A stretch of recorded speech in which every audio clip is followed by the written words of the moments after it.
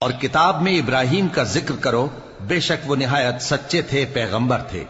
جب انہوں نے اپنے باپ سے کہا کہ ابا، آپ ایسی چیزوں کو کیوں پوچھتے ہیں جو نہ سنیں اور نہ دیکھیں اور نہ آپ کے کچھ کام آ سکیں؟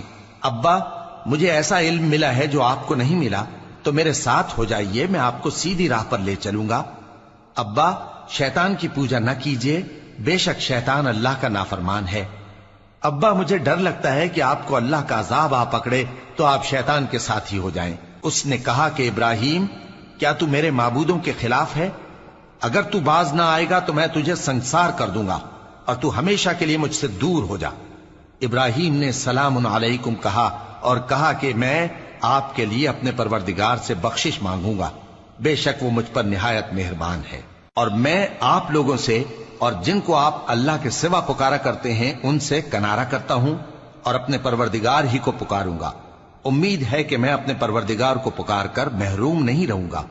اور جب ابراہیم ان لوگوں سے اور جن کی وہ اللہ کے سوا پرستش کرتے تھے الگ ہو گئے تو ہم نے ان کو اسحاق اور اسحاق کو یعقوب بخشے اور ہر ایک کو پیغمبر بنایا، اور ہم نے ان کو اپنی رحمت سے بہت سی چیزیں عنایت کی اور ان کا ذکر جمیل بلند کیا۔ اور کتاب میں موسیٰ کا بھی ذکر کرو، بے شک وہ ہمارے برگزیدہ تھے اور رسول تھے، نبی تھے، اور ہم نے ان کو طور کی داہنی طرف سے پکارا اور باتیں کرنے کے لیے نزدیک بلایا، اور اپنی مہربانی سے ان کو ان کا بھائی ہارون پیغمبر بنا کر عطا کیا۔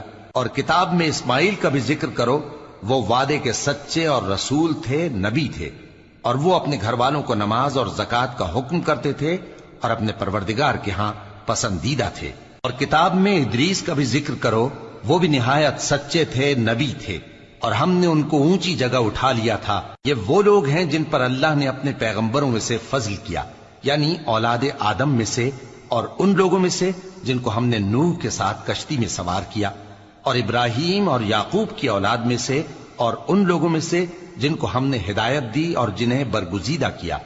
جب ان کے سامنے ہماری آیتیں پڑھی جاتی تھیں تو سجدے میں گر پڑتے اور روتے رہتے تھے۔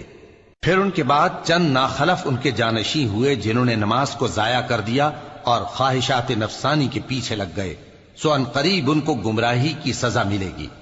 ہاں، جس نے توبہ کی اور ایمان لایا اور عمل نیک کیے تو ایسے لوگ بہشت میں داخل ہوں گے اور ان کا ذرا نقصان نہ کیا جائے گا، یعنی ہمیشہ کی بہشتوں میں، جس کا اللہ نے اپنے بندوں سے وعدہ کیا ہے کہ جو ان کی آنکھوں سے پوشیدہ ہے۔ بے شک اس کا وعدہ نیکوکاروں کے سامنے آنے والا ہے، وہ اس میں سلام کے سوا کوئی بیہودہ کلام نہ سنیں گے اور ان کو صبح و شام کھانا ملے گا۔ یہی وہ جنت ہے جس کا ہم اپنے بندوں میں سے ایسے شخص کو مالک بنائیں گے جو پرہیزگار ہوگا۔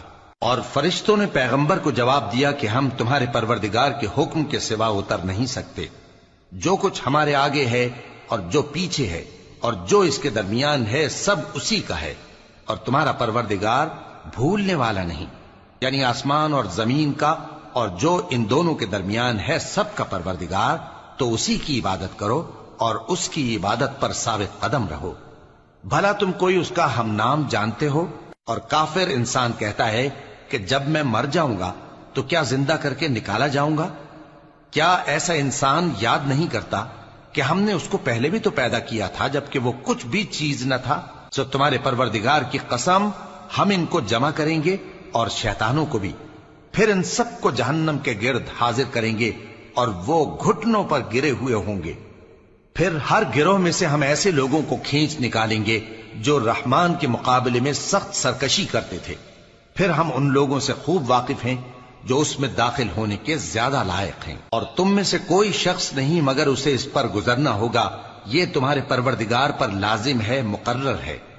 پھر ہم پرہیزگاروں کو نجات دیں گے اور ظالموں کو اس میں گھٹنوں کے بل پڑا ہوا چھوڑ دیں گے۔ اور جب ان لوگوں کے سامنے ہماری آیتیں پڑھی جاتی ہیں تو جو کافر ہیں وہ مومنوں سے کہتے ہیں کہ دونوں فریق میں سے مکان کس کے اچھے اور مجلسیں کس کی بہتر ہیں، اور ہم نے ان سے پہلے بہت سی امتیں ہلاک کر دیں، وہ لوگ ان سے ٹھاٹ باٹ اور نمود و نمائش میں کہیں اچھے تھے۔ کہہ دو کہ جو شخص گمراہی میں پڑا ہوا ہے، رحمان اس کو آہستہ آہستہ مہلت دیا جاتا ہے، یہاں تک کہ جب اس چیز کو دیکھ لیں گے جس کا ان سے وعدہ کیا جاتا ہے، خواہ عذاب اور خواہ قیامت، تو اس وقت جان لیں گے کہ مکان کس کا برا ہے اور لشکر کس کا کمزور ہے۔ اور جو لوگ ہدایت یاب ہیں اللہ ان کو زیادہ ہدایت دیتا ہے، اور نیکیاں جو باقی رہنے والی ہیں وہ تمہارے پروردگار کے ہاں صلے کے لحاظ سے خوب اور انجام کے اعتبار سے بہتر ہیں۔ بھلا تم نے اس شخص کو دیکھا جس نے ہماری آیتوں سے کفر کیا اور کہنے لگا کہ اگر میں ازسر نو زندہ ہوا بھی تو یہی مال اور اولاد مجھے وہاں ملے گا؟ کیا اس نے غیب کی خبر پالی ہے یا اللہ کے یہاں سے عہد لے لیا ہے؟ ہرگز نہیں، یہ جو کچھ کہتا ہے ہم اس کو لکھتے جاتے اور اس کے لیے آہستہ آہستہ عذاب بڑھاتے جاتے ہیں، اور جو چیزیں یہ بتاتا ہے ان کے ہم وارث ہوں گے، اور یہ اکیلا ہمارے سامنے آئے گا۔ اور ان لوگوں نے اللہ کے سوا اور معبود بنا لیے ہیں تاکہ وہ ان کے لیے موجب عزت ہوں۔ ہرگز نہیں، وہ معبود ان کی پرستش سے انکار کریں گے اور ان کے دشمن و مخالف ہوں گے۔ کیا تم نے نہیں دیکھا کہ ہم نے شیطانوں کو کافروں پر چھوڑ رکھا ہے کہ وہ ان کو خوب اکساتے رہتی ہیں؟